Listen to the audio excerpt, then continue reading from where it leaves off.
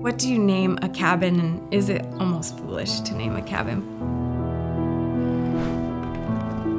We wanted to honor the place in which the cabin existed, and so Minne, M-I-N-N-E, is in the root of Minnesota, of Minneapolis, and it means water, and it comes from the Dakota origin. We also wanted to honor the heritage of the people here. There is a ton of Nordic influence, and so Stuga translates to cabin, which gets you the Minne Stuga.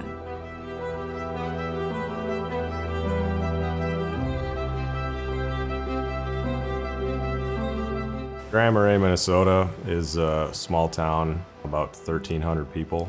We're located about 100 miles north of Duluth and about 40 miles south of the Canadian border on the North Shore of Lake Superior. It's quiet and quaint and magical. It feels like a place where the artists move. It's also a really generous place because they welcome in all of Minnesota tourism. We take over their town and they let us in, which is incredibly generous.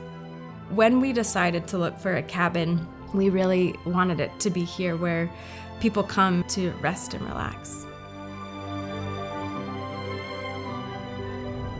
The Minne Stuga is a 70s A-frame kit. Being in the woods, the A-frame shape and style is very classic to what you'd think of as a cabin in the woods on a lake. It's not a new build, it's a restoration project. It's one part modern, but one part preservation to a time before. It's a neat building. It has two dormers that come out the middle that really change the overall appearance from just a standard A-frame. When we started designing, we wanted to make sure that the cabin felt like it belonged in Grand Marais, it belonged on the Gunflint Trail, it belonged almost in cabin culture. There is a deep cabin culture and almost a deep respect for cabins here. We can't change everything because we want to try and honor the shape and the character and what this house was. So we just wanted to improve upon it. We tried to blow open as many of these walls that we could to allow just light, and more light. Well-being was really important because one of the main objectives for this project was to bring the outside in. You go to a cabin to be outside, and we wanted people to experience the outside even while they were in the cabin. Everybody loves natural light. When it's only light for 7 hours a day in the wintertime, it matters that you've got windows that are going to pick up light in the middle of winter. And it's important that when it's 85 degrees in August, that those same windows aren't cooking you out of your house. If it gets windy, if it's a snowstorm, if it's whatever is happening, you want to still feel protected, but you also want to watch it because it's amazing. We immediately thought of Marvin. We have Marvin windows on our home in Minneapolis, and they came highly recommended to us by our builder, who talked about how they're beautiful, where form meets function, but they also can withstand the Minnesota winters, which was high on our priority list, especially up here. We used the Marvin signature line in Douglas fir with a wheat stain, to be specific. We used those for the balcony patio doors as well as the windows.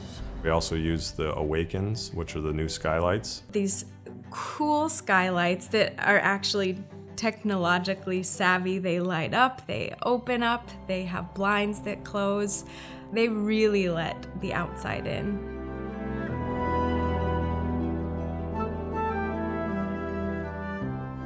We also have the Sky Cove, which is this cool glass box that literally hangs off the side of the house. It looks like something you've never seen before.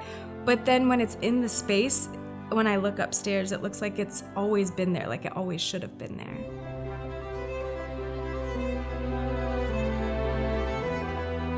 I hope that people cozy up in that Sky Cove. There's a big cushion you can sit on, there's pillows.